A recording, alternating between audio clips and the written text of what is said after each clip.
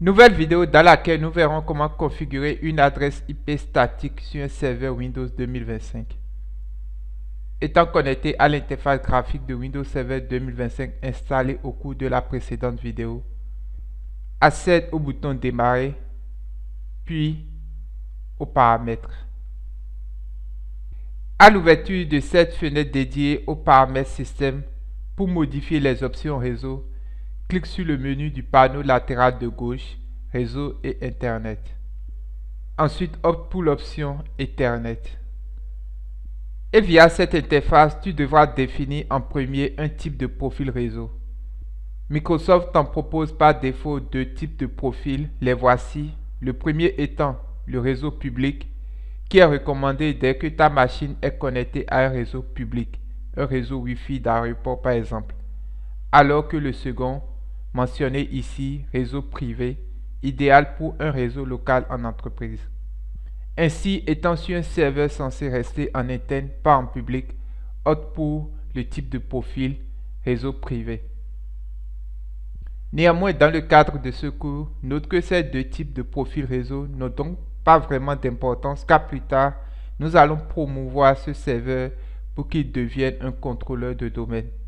Ainsi, tu remarqueras juste en bas ici, un troisième type de profil réseau nommé réseau du domaine sera ajouté puis utilisé car ce profil disposera de toute la configuration idéale pour permettre au serveur d'agir en tant que contrôleur de domaine.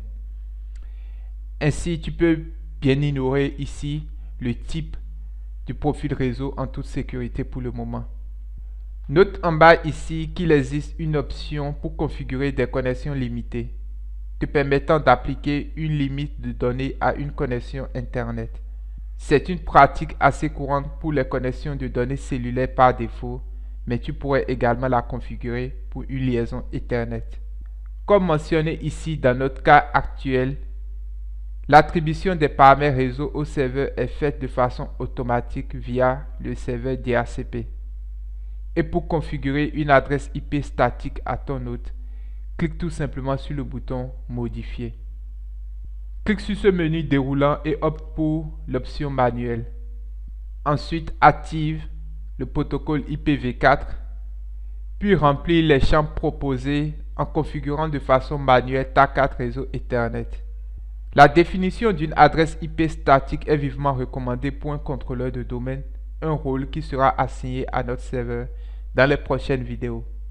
Mais pour l'heure, en fonction de ton architecture réseau, définis une adresse IP pour le serveur qui, dans mon cas, serait 192.168.1.30 et pour le masque de sous-réseau 3 x 255.0 à code du CIDR/24. La passerelle par défaut est tout simplement 192.168.1.1.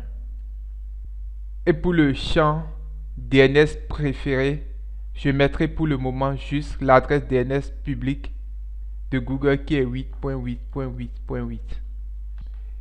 Donc une fois terminé, clique sur le bouton Enregistrer. Et en sortie, tu peux obtenir ce résultat, donc ton adresse IP qui s'affiche comme une adresse IP statique, également appelée adresse IP manuelle. Donc voici une première méthode de configurer une adresse IP statique sur un serveur Windows 2025.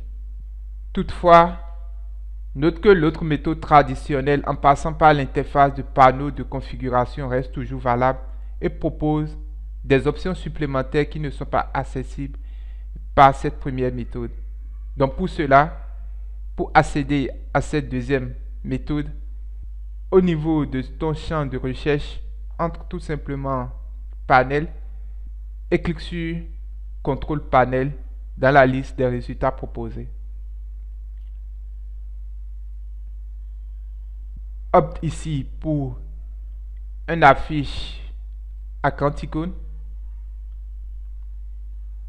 puis clique sur Centre réseau et partage. Dans cette fenêtre qui s'ouvre, Clique tout simplement sur le lien Modifier les paramètres de la carte réseau. Sélectionne ta carte réseau, j'en ai qu'une seule. Clique droit. Et dans le menu contextuel, accède à l'option Propriété. Fais un double-clic sur l'option Protocole Internet IPv4 de la liste. Et tu peux juste remarquer que notre interface est déjà configurée.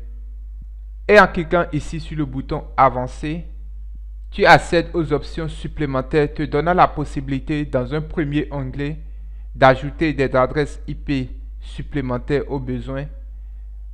En se déplaçant dans l'onglet DNS, tu peux via cette interface ajouter d'autres serveurs DNS supplémentaires et note que tu as la possibilité également d'ajouter des suffixes DNS qui sont très utiles lorsque ton serveur Windows share plusieurs domaines ou plusieurs forêts dans le domaine.